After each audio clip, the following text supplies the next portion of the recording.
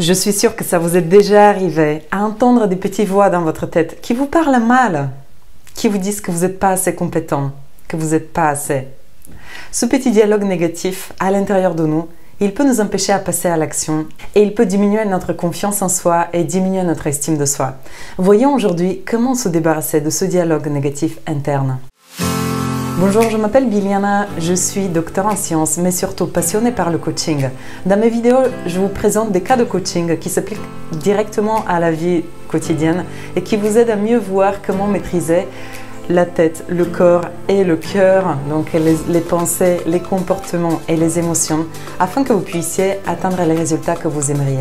Avant de commencer la vidéo, une petite seconde pour remercier vous tous qui souscrivez à la chaîne et qui mettez des likes pour m'encourager à continuer à faire des vidéos et me montrer que les thématiques vous parlent et que c'est utile pour vous. Guidez-moi également avec les contenus si vous avez des contenus en particulier qui vous parlent plus que d'autres. Mettez-moi en commentaire quel est le contenu que vous aimeriez que je développe et je le ferai dans une des prochaines vidéos. Une toute petite dernière chose, l'application de Coaching Barge que je vous ai promis au mois de mars, elle arrive au mois d'avril, c'est sûr et certain.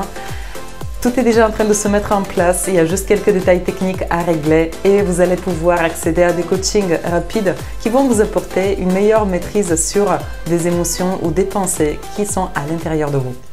Voyons maintenant le cas de coaching aujourd'hui.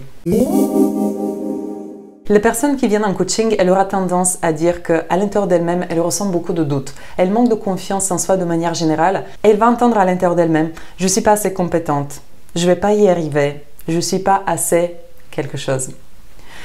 C'est une forme de autoflagellation, autopunition qui amène à un manque de passage à l'action. Souvent, la personne, elle est tellement dans le doute qu'elle ne passe jamais à l'action, donc l'apprentissage ne peut pas se faire, elle n'arrive pas à avancer dans le développement de ses compétences.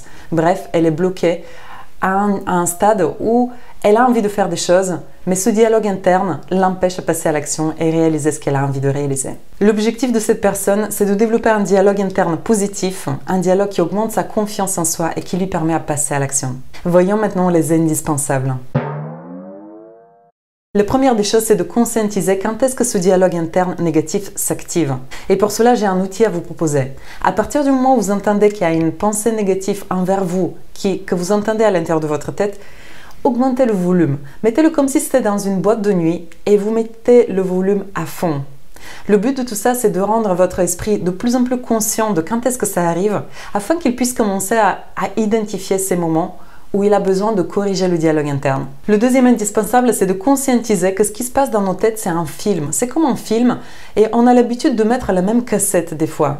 C'est pas parce qu'on n'a pas d'autres cassettes, c'est juste qu'on est habitué et on remet la même afin qu'on puisse revoir quelque chose qu'on a déjà vu. Puisque c'est un film qu'on a créé à l'intérieur de nous, on peut à chaque instant changer de film.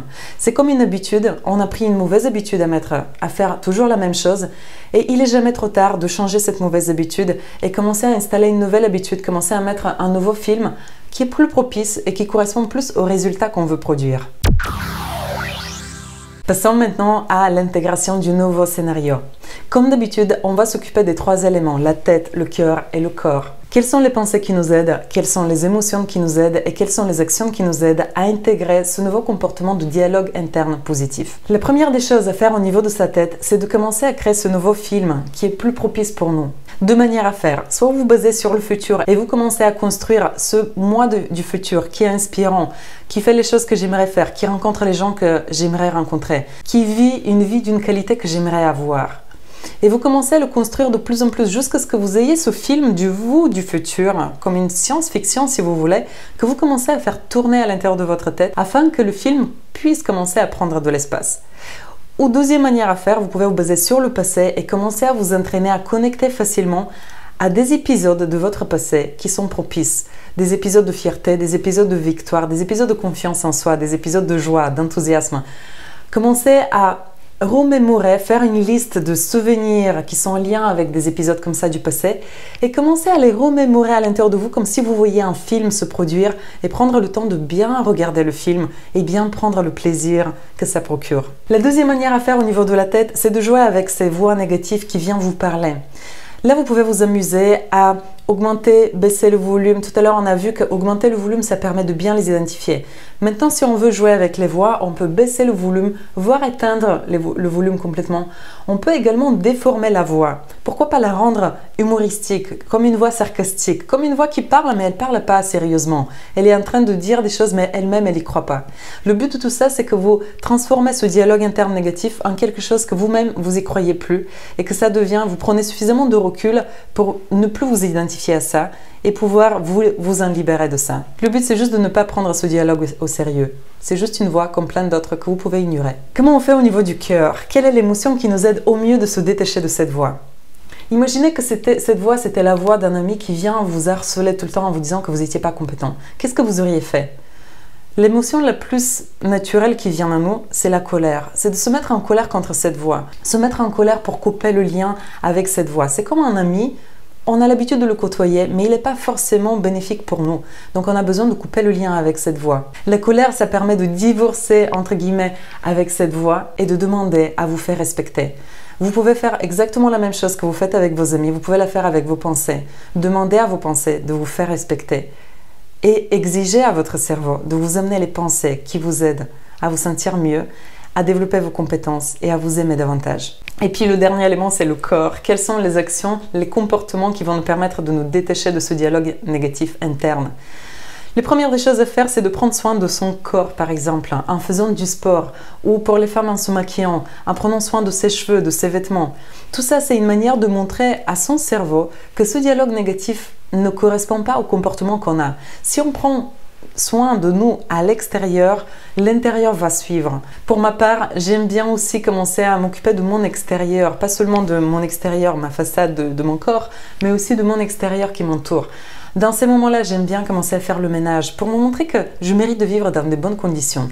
En faisant des gestes comme ça autour de moi, je prouve à mon cerveau qu'il n'a pas raison en pensant des choses négatives de moi parce que je veux m'offrir cette qualité de vie, parce que je veux m'offrir ce confort, ce luxe dans lequel je me sens bien. Voilà quelques astuces de comment dépasser ce dialogue interne négatif qui arrive à beaucoup de gens. Pour vous dire qu'il n'y a rien d'anormal, sachez juste que le cerveau, de manière naturelle, il est biaisé vers la négativité. Si on ne travaille pas sur notre cerveau, à 70% de nos pensées, il y aura du négatif. Ça fait, si vous faites le calcul, connaissant le nombre de pensées par jour, ça fait une pensée négative toutes les 2 secondes. C'est pas rien, d'où l'intérêt de travailler sur son cerveau pour qu'on puisse prendre conscience de ça et maîtriser le processus. On n'est pas soumis à notre cerveau, on maîtrise notre cerveau et on le met au service de nos objectifs les plus élevés. J'espère que vous avez vu l'importance que ça a de maîtriser son monde intérieur. Je vous souhaite de passer une excellente semaine et on se retrouve samedi prochain.